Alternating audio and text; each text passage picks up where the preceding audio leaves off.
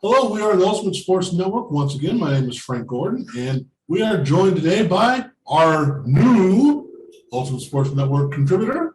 Take it away. Yeah, hey, my name is James Lavelle. I'm hosting the Man Cave podcast. We're going to be talking about a lot of sports gambling on there. Obviously, right now we got a lot of NFL, a lot of college football action. So on Thursday nights, going into Friday, I'll post one of the shows about what I'm going to be wagering on over the weekend. And then Tuesday, I'll go ahead and discuss how my wagers went. See how we went this last weekend. We went 6-4 in college football, so pretty good. And then in the NFL, we went 3-2. We had some big wins. We took the Colts money line, and we took the Ravens. We switched up the odds on that. I took them -6, 6-point favorites, and they blew them out by like 13 points. So we had a good weekend so far, and hopefully we're looking forward to another one. Now, I have a question for someone who does what you do, because I live here in Las Vegas. I don't have a clue. And I've watched things often up. I can tell you who can win the game and lose the game. That's the easy part, I think. How do you decide on the spread? You got to take a lot of things into account: weather, injuries, who's the home team. I took Arkansas plus 18.5 versus Georgia, and they got blown out by Georgia at home. It was Arkansas's first true road game. They looked scared out of their minds. They had two false starts before they even got off an offensive snap. So just things like that, you got to take everything into account and hope that you come out on top. It's not easy. You're still a guess. It's an educational guess. It's still a gamble, sure. But yeah. But in order to do it right, I mean, you do have to study. It's not like, this team's wearing red and I like red. I think I'll bet on them. You actually have to do some more research. Definitely do some research. You're putting your money on the line, so you just don't want to throw your money right out the window. You definitely want to put in a good effort, do as much research as you can, and then make the best bet for you, and hopefully win some money. Now, do you have the thing of, and this is the thing I fall into all the time, I won, therefore now I'm betting with their money. Do you look at it that way, or do you say, take your winnings and just go, okay, that's cool, I'm done? Sometimes you get a little jumpy, I win big and I want to keep going. But you got to learn that you can't do that. You got to stay calm. Sometimes you lose and you want to make that money back and double down. You can't do that. That's how you lose more money, and then you're broke. So you got to be patient, slow down, make good bets. Don't get ahead of yourself. Now, if you're just the average Joe who doesn't really do all the research, who isn't lucky enough to have all that time to do all the research, what are the key things you're looking for, say, in a baseball game, for example? We've got the playoffs going right now. What are the key things you're looking at to say this could turn one way or another because of this? Okay. I'm not a big baseball guy, to be honest with you. But things like weather and things like injuries is something that a lot of like normal sports bettors, they don't really take into account very often. You got to look at the injury report, see if somebody might be a little bit banged up or anything like that.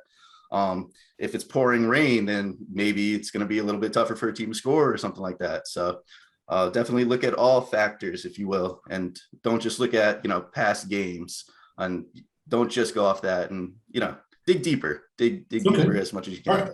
So let's say you're doing a football game or basketball, whatever, it doesn't matter. But let's say you go, all right, they're giving me first half odds and then second half odds. What's the difference between, okay, well, this team just got blown out in the first half. Should it happen in the second half, or are they going to throttle down? I mean, how do you look at it? Is it a completely different game as far as bettors concerned, betting at halftime or, after the fourth inning or whatever, however baseball's done? Or is it's just going to continue? It's just going to continue. I would say it does definitely change. Normally the first half, teams are feeling each other out. If your team's getting blown out, 20, 30 points in the first half, okay, going to halftime, change things up. That's their time to make adjustments, hopefully come out with a better game plan and play better. That's what they're trying to do during halftimes, strategize to play better and outplay the other team. So definitely does change up a little bit. Okay, now let's say the game's over and you go to however you collect. Let's just say you're going to the betting when you collect. Let's just say that. You go to however you go to collect and you've collected. Are you thinking, okay, now I beat the house, or is like, okay, I'm good. I'm just gonna be cool, or I have ammunition for the next time. Oh, it's definitely like, oh, I got ammunition for the next time. But you got to have like a unit. You got to have like a set amount that you're betting on each game. And then, if you're betting $10 on one game, you shouldn't be betting $100 on the next game Right. or something Right. like that. Keep it consistent. Maybe go $20 if you feel really good about a game, but don't go, $1,000 on a bet just because, you have a little gut feeling. So definitely, be cool with your winnings. What is the thing? Okay, what is the thing that most people don't understand or they get wrong about a sports bet? What is the thing they look at and go, well, are you still able to be a fan of a particular team, or is it completely different than that? You're betting here and you're cheering here. Does it work that way, or do you say, hey, I really like the Cowboys, so I'm going to bet on them? I see that's what a lot of casual gamblers do, is that they just want to have skin in the game. They just want to have a little bit of money, make it a little more exciting, or bet on their favorite team. If you're taking a little bit more seriously, then you're really looking into it. You're looking at all the factors and getting all the data and seeing what's really going on. I'm a huge New York Giants fan. I would never bet on the New York Giants. I don't want to do that to myself. They came up big with the win over New Orleans over the weekend, but you don't want to play with your gut, with your heart. You want to look at all the data and make a good educational pick. Cool. Now, with the advent of all these other outlets, does it make it easier to be a sports bettor, or is it you have more people in the pool with DraftKings and FanDuel and all these things all over the place? It's like, wow, is it harder to get a win now because there are more people involved, or is it like, hey, they just open up the gates for everybody? Cool, let's roll. So actually having all these different sports books, every sports book has different lines, they have different odds. So that's what a lot of, professional guys that do this for a living, they're shopping around for the best odds, for the best lines, the way that they can best bet the least amount of money and make the most amount of money, have the highest probability of winning. So having all these different sports books definitely does make it easier, a little bit easier, not drastically, but, it does help a little bit. Well, I remember back when they were independents, not when they were all, let's just say, an MGM property or Caesar's property or whatever. But there are certain spots on the strip where you could get to 4 sports books in less than 2 minutes. And like, is the line changed here? And you'd see people just running back and forth. Is that kind of the way it works online now? I have DraftKings, I've got William Hill, I've got this one, I've got that one. And yeah, okay, all right. Yep. So now explain to people what we're looking at. Yeah. What are people looking for what are you looking for when you're doing jumping back and forth, things like that? Yeah. So, I mean, if you, get, you're looking at all your data and everything, and you feel like, let's say you like the Bucks and you think that the Bucks can win by 7. Okay. So now you're looking for maybe a different sportsbook has them by 6, maybe a different sportsbook has them by 5. So that just makes it a little bit, better. Okay. You have a little bit of a bigger cushion for you to win. And you're looking at, how much money are you giving as your VIG? Are you betting 110 to win 100, or are you betting 105 to win 100?